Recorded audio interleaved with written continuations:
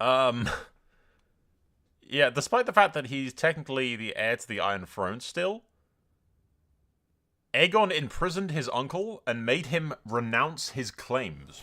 So, Haegon's line no longer has claims to the Iron Throne, interestingly. Despite the fact that he is technically still heir, he has renounced his claims. You know what, oh, good lord, do you want me to burn more people? Oh, Aegon, he's a bloodthirsty son of a... He's also taken House Valeron's sword, which is perfectly acceptable because they've repelled like twice now. I am RPing the fact that the king not only granted us the Lord Paramountcy of the Riverlands, but he also stripped House Valeron of their Valyrian steel sword and granted it to us. Because Aegon does not need 3 Valyrian steel swords. There's no way he'd just keep it to himself. Instead, he takes the Valyrian steel sword from one house that used to be loyal and gifts it to another, which has proven to be loyal. There you go. The secrets of forging Valyrian steel have long been lost. However, it's possible to fashion an existing Valyrian steel artifact into something new. If you're willing to lose the original artifacts, yes. Seafoam will be reforged into something more suitable. It needs to be something like dark. I mean, I've got skulls on my banners. It needs to be something decent. Black Death might not be a bad thing. I won't keep the name, but I want what the sword looks like with the pommel.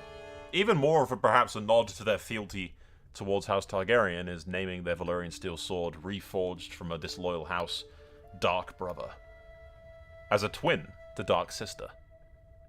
Yeah, screw it, I'm doing with that. That works. This great sword has been forged purely for efficiency on the battlefield. Its crossguard is filled into a sharp spikes, its handle carved out of brittle black iron, and its pommel fashioned into a spiked iron mace made to crush the skulls of those who dare approach. It is the complete and absolute polar opposite of Dark Sister. Dark Sister is light and agile, but then Dark Brother is a huge fucking great sword with just spikes and a mace on the bottom that's, you know, it's brutal. I like that. Dark Brother, Dark Sister. I'm sorry, but he is honestly a badass. Every definition of the word badass is just these sides. Just wielding Dark Brother on his shoulder. Massive greatsword. Valyrian steel, black as night. Well, he's finally going bonkers. Grasping like rodent's shoe over you, he gets lunatic here.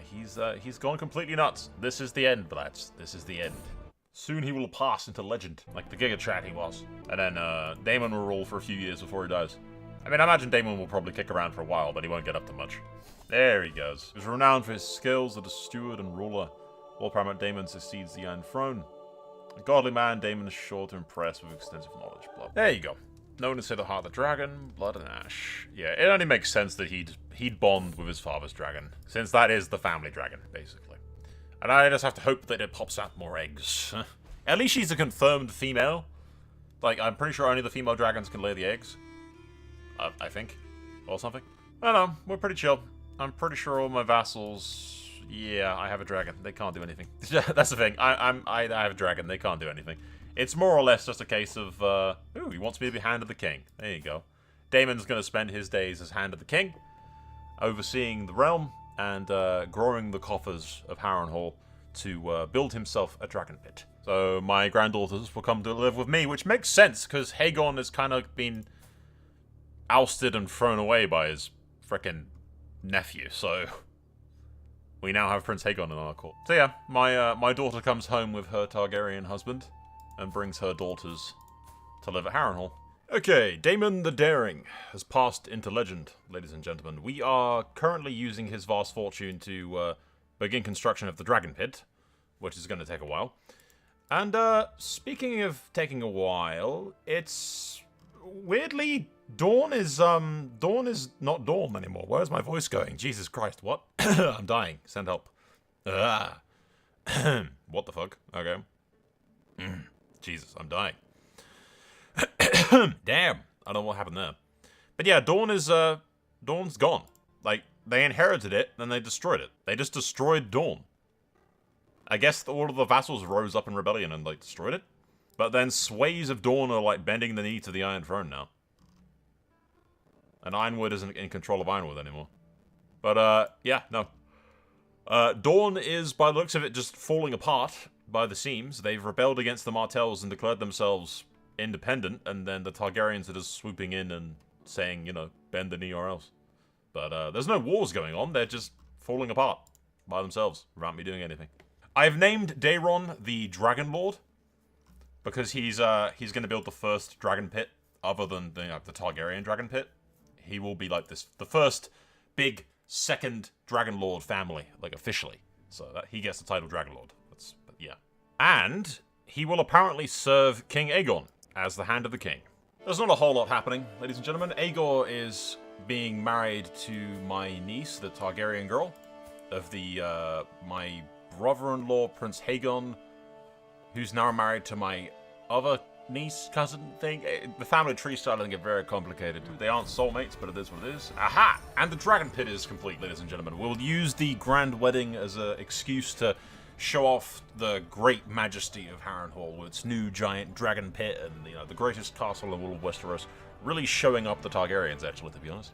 Though not the first of its kind in Westeros, the small folk still gape in awe at its mighty structure, as soon may house dragons beneath the surface of the streets. Yeah, there's everyone at this wedding, actually. Wait. Lord Rollum, House Westerling, is in charge of the Westerlands. What? They just show up to my wedding and announce this? Like, we'll have a look at that in a minute. The other people are like, they're the Targaryens, everyone else. Obviously the king, the Lord Paramount of the Iron Islands for some reason, and the Sleeping Lion of Duskendale. Okay, that's another thing to check out in a minute. Good lord, what the hell has happened in my absence? 1 second. Look. So, Duskendale is now Osgrey, and gonna go into House fucking Tavert or some bullshit. What the hell? Obviously, the Westerlings, which control the Westerlands, which is weird. Installed by faction demand. Okay. Holy crap, they inherited it. Jesus, they've been like this for ages. How did I not know this? Installed by faction demand originally. They had inherited for one generation, then another. Installed by faction demand. And then Lannister installed by faction demand. And then back to installed by faction demand. They just keep throwing it between the Westerlings and the Lannisters, apparently. We're just chilling, pretty much. Gonna try to get as many dragons as I can inside of the pit, and then hope that my lords and stuff, and get more eggs, and get more dragon riders in the family, more or less. Okay, so I think, if there's a wild dragon in my lands, I can try to capture them and put them in the dragon pit, leaving Vermihor behind to open skies. The dragon keepers will stay, no. There's a 84% chance. The dragon keepers will do it. Yeah, that'll be fine. Force into the dragon pit, there you go. I now have Vermihor. So any wild dragons that pop up, the Qoherys are going to try to, they're going to try to put them into the new dragon pit, basically. And in the meantime, my grandson Aegor is born, ladies and gentlemen. The dragon blood is stronger in these ones. Yes, I agree, Doc. I agree. Woof. Yes. Attaboy. My lad Aegon, Sir Aegon, nonetheless. Aegor has managed to claim the deep orange beast Vermihor, the Bronze Fury. The commoners chatter ceaselessly about Vermihor. It is said that he will rip the flesh off anyone who comes near him. Aegor joins the ranks of many dragon risers, past and present. Yeah, see, if I have the dragons owned in my dragon pit, then my my direct descendants can in fact tame the dragons. Because that now means that I have 3 dragons tamed. I just need 2 more, and then I can declare myself a dragon riding house, which will make taming dragons way easier. I'm surprised that he bonded with Vermihor, honestly, considering that Vermihor... I guess he's cooperative, so that's a thing. Imperious, aggressive. But hey, I'm not complaining. Vermihor's pretty good. Actually, is Vermihor better than... Yeah, Vermihor is honestly the strongest fucking dragon we have. But for now, we're just waiting. If anything interesting happens, I will let you guys know. But for now, it's just more of the same. This is the issue I've got. Oh, by the way, Dawn is almost entirely bent the knee now, which is fascinating. But yeah, the issue I've always got with Crusader Kings is you get so powerful that no one can stop you. And the dragons have just made this problem worse. Because now I am even more powerful than I already was. The only person that can do anything about me is the other Dragonlords. Speaking of Dragonlords. Okay, ladies and gentlemen, my daughters have tamed themselves dragons. So, Visenya has Gemtail, the golden, and my other daughter Visera has also tamed a dragon, the smaller one with the really ugly colors. But still, we're not gonna whine too much about that. I've also given my my grandson Viserys, who was just born, one of the dragon eggs to hatch, and my eldest grandson Aelor will tame a bigger dragon of his own when his grandfather passes, I imagine. But this does give us the ability now to become a Dragon Rider house. There are a few things in the world more prestigious than being a dragon rider. Dragon has accepted me. House carriers gains things. Though most of the ancient Dragonlords of Valyria were claimed by the Doom, this house continues their legacy and are known to tame and ride dragons to the skies. Yeah, we are ridiculously powerful. Outrageously powerful. However, the Targaryens concern me slightly because, well, the current heir is Prince Daemon, who is betrothed to my daughter Baela. That's fine.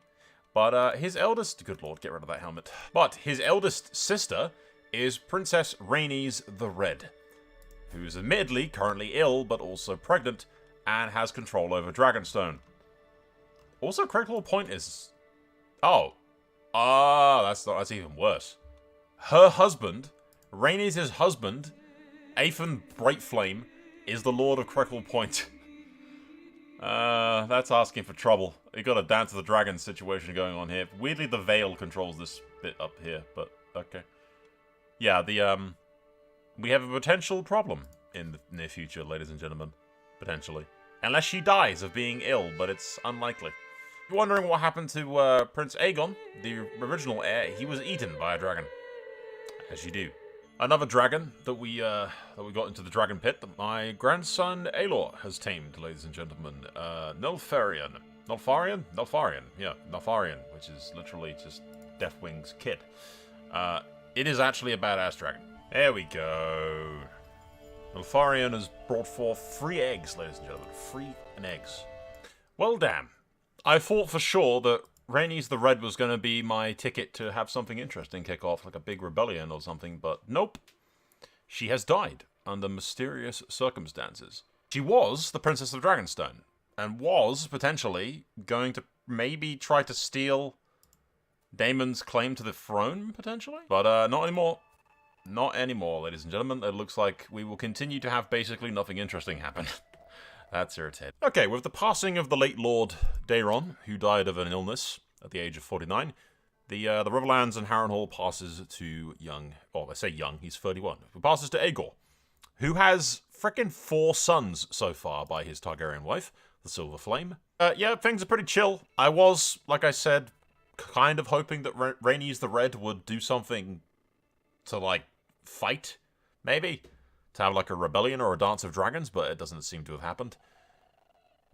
Daemon is the undisputed heir to the Iron Throne, and he is betrothed to my sister, Baela. Honestly, the game was already easy. Now that I have dragons, it's just even easier. So, yeah. Do you know, one of my various relatives is actually a mercenary company leader in Lys, apparently.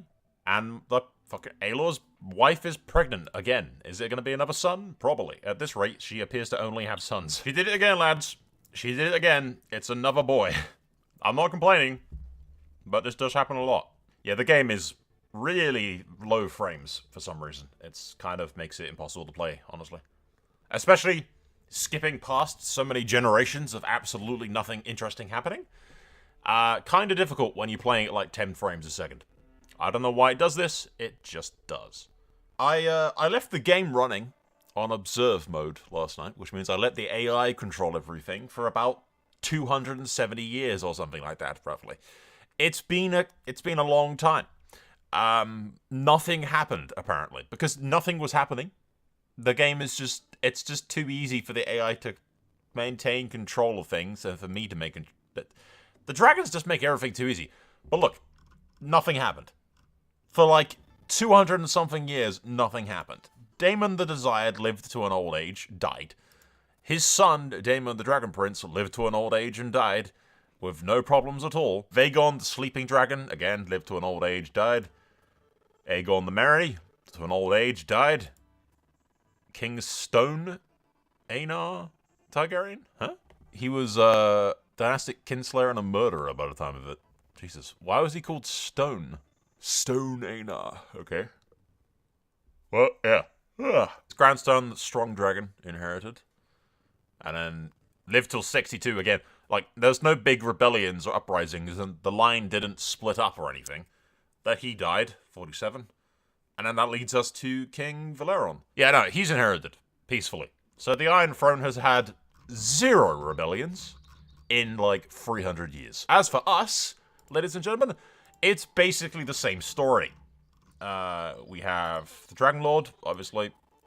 Aegor died. Aelor the Bold died at 53 from the Sunset Plague by Dragon Thing. So it looks like there was some kind of Qoherys uprising at some point, but it didn't last long, and they didn't win or anything, because, yeah. The only interesting thing is, after Daemon the Beautiful incinerated by Mercury in a battle, there was some kind of giant rebellion thing with the Qoherys, apparently. A woman inherited, ladies and gentlemen. A woman who married matrimonially with Martells. So the Valerian features were seemingly completely... Her son inherited, who looked nothing like a Valerian, and then he killed his brother. And then his son inherited, Qoherys, again, looks nothing like... I think the Valerian features completely went out of the family. And then the woman inherited again, who married a Bracken. And then Balon inherited, and now we are at Baelor, who is married to an Arryn girl, and has an eldest son named Daemon, who's got the giant trait. The vassals is hilarious. I don't know how, but we have 2 Martell branches in the Riverlands that just apparently showed up and took over everything. The Tullys are gone. House Rowan controls Riverrun for some reason. Flinch still controls that. House Redwood, the Cadet branch of Blackwood, control some territory as well. House Brax have taken Seaguard. House Appledore, never even heard of them. There's a Westerling branch over here. There's an Arryn branch ruling Maidenpool. There's a Morrigan? That's a Stormlander branch ruling that place. And they have connections to those lads. As for the Lord Paramounts, the Westerlings are still in control of the Westerlands. A Cadet... No, Freys. Freys control the Reach. What? That's recent. They inherited. Again, a woman was put in charge, and then the control of the territory was just completely lost. House Blackmont controls Dawn now. Oh, that was ages ago. Yeah, King Aegon did put the Danes in charge of Dawn. But then the Blackmonts fucking inherited. Baratheon still controls the Stormlands. Dragonstone is in charge of some random weirdo. Driftmark was lost to the Valorans a long time ago. I think they've been completely wiped out now, pretty much. The Vale. The Vale is a House Arryn, but it's like a Cadet branch of House Arryn. The North is Lightfoot. Yep, see, look. A woman was put in charge who was like a Cadet branch of the Boltons. And then the Lightfoot's inherited. The game really needs to trigger, like, succession crises and, like, big rebellions and uproars when this kind of thing happens. Because if a woman is in charge and her heirs are not Starks, then the North should go, wait a minute, there's literal Starks still alive. The Starks aren't dead. They're still around. There's no way that they would be perfectly content with the Lightfoots controlling Winterfell. Like, come on. That's a rebellion. That's a rebellion in the making, ladies and gentlemen. That should be a rebellion. So yeah, nothing happens. The dragons are just too powerful. Nothing happens unless I just sort of... Hell, it's not even unless I sort of just let it happen. It's literally fucking... Even if I let the AI have its own devices and just do whatever the hell it wants without my input, still nothing really happens. Other than AI weirdly taking over things and the borders looking ridiculous. During the reign of the Desired, when he died, I wanted... Wait, what? I wanted Rhaenys the Red to rebel and have a dance of dragons, ladies and gentlemen. But she was apparently murdered by her own father. Her own father saw that she was a threat to his son's rule and killed her. But, ladies and gentlemen, what? What if Rhaenys wasn't murdered by her father? What if she lived? And what if the Dance of Dragons began? Because I really want something interesting to happen, which just apparently never happens in that, like, yeah.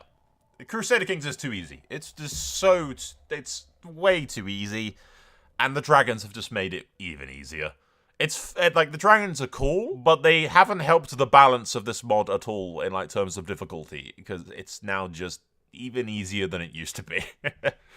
Cool? Yes. Difficult? No. No. Like, a challenge? No. No, not at all. Although, ladies and gents, it doesn't appear that the late king, Daemon the Desired, really needed to assassinate his daughter, because basically nobody is supporting her in this war.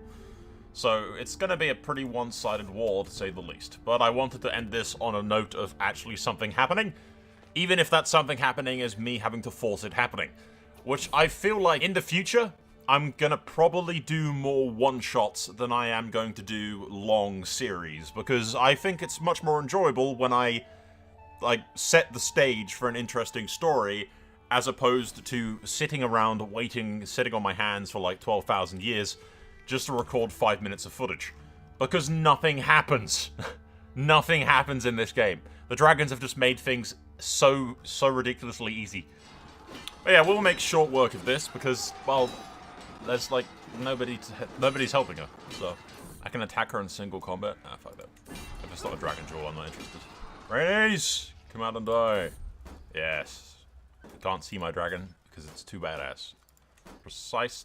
Would you strike like a bolt out of the blue? Swoop down on Eric's. She has a tiny dragon compared to mine. Taking a bite out of its leg, shouts in pain, swirls. Rhaenys and I are wounded, blood dripping. Our flames intertwined in a deadly dance, but ours came out stronger, searing through hers and scorching the wings. Oh, you dive her into the rocks beneath. Dipped low, narrowly avoiding the jagged rocks before surging upwards, just as follows. Using the ruse, we turned and brought her full weight down upon him, pushing her body into the jagged rocks. Once, twice, thrice. The noise of dragons roaring, crushing stone immense. Only when Rhaenys gets in a lucky strike from her saddle, forcing Rivergon to relent, did it taking a chance to escape. Dove straight at her and I, but their bites and flames lack a focus and couldn't do more than surface wounds. While Princess Rhaenys and themselves are clearly doomed, things are going well. Victory or death. Raven dives straight into him, tries to evade and raise her wings in defense. Each is torn through by her teeth and claws. She roars in anguish as a wing is ripped off, but doesn't let go, continuing to rip and tear. With a whip of the neck, she ferocious bites on the dragon's neck. After a final cry from the creature, she rips its head straight off. And the red dragon dies, ladies and gentlemen, killed by me and the dragon jewel. So yeah, even if Rhaenys did rise in rebellion, we would have kicked the shit out of her, basically. I mean, we have some of the most, like, powerful, oldest dragons in the realm. If we wanted to take the throne, we probably could. But, you know, it's not a thing that we have in mind. So, ladies and gentlemen, I do believe we'll wrap this up here. It's not been as action-packed as I'd have liked, but ultimately, with the dragons, nothing really seems to happen. Because they're just too powerful, and nobody can really do anything about it. Other than me, I guess. Like, if I wanted to attack the Iron Throne and take the Iron Throne, I probably could. But, again, in an RP sense, it's not something that this house is going to do. We have been Targaryen loyalists for, like, eons now, for the entire of the house's history, basically. So, taking the Iron Throne, not really something that we'd do. We could do, yes, but we won't. Also, my dragon's name is Snow, but it's purple. Don't ask me questions. But you know, ladies and gentlemen, we will wrap this up here because 1, the game is extremely unstable. 2, nothing is happening. So it basically means that I have to sit here all day recording and you get about 5 minutes worth of footage because nothing interesting happens for me to show you.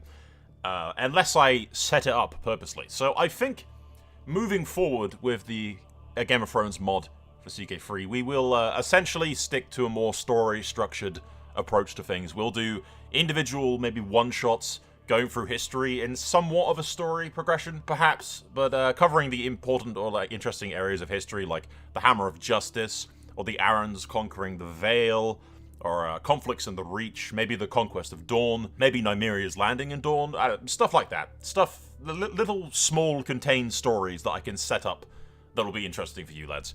Rather than these longer form, over the generations videos. I do like them, but they take forever. They are extremely time consuming to record. I'm not exaggerating. It takes me like a week to record the entire thing, and then I have to edit it down into like 20 minutes, and it's a lot of effort. A lot of effort to get done. And then we have situations like this, where in 300 years, nothing happens that's interesting. I kind of expected longer from this series. I expected more combat, more things to happen, but ultimately, I think the dragons have made an easy game even easier. So, they're cool, I'm not complaining, but, I think we maybe have to take a new approach to this because the dragons are basically auto-win buttons. Nevertheless, without further rambling, we will wrap this up here. I thank you for watching, and I will see you guys in the next videos, which I do have a lot planned, so we'll try to get as many of them done as possible. I went like a whole week being way too busy trying to render stuff and get everything done, and here we are. So yeah, I thank you all for watching. That is all for now. Remember to like, subscribe, do all that stuff that YouTubers tell you to do as if you don't know where the buttons are, and I will see you guys in the next video. That's all for now. Soul out.